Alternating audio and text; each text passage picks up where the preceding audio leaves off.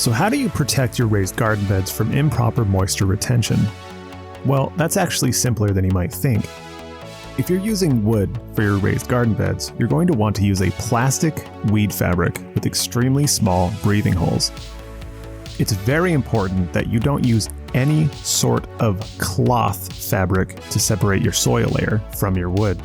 Cloth fabric will soak up water and moisture through capillary action and remain wet forever, as long as there's some sort of moisture in your raised garden bed.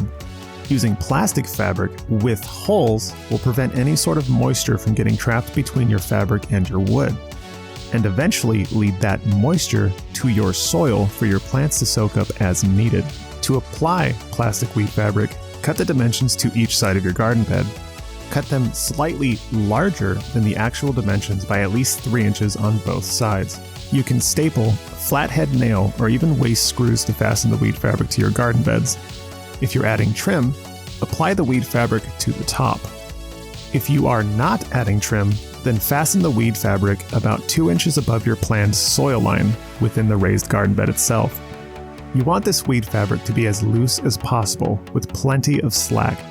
The reason for this is when you add dirt, wood chips, soil, really whatever your planting medium is, you want the weed fabric to conform to your soil and not rip.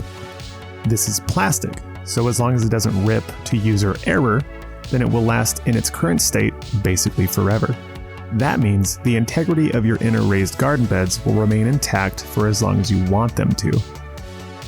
If you would like to see the full video, then click the link below.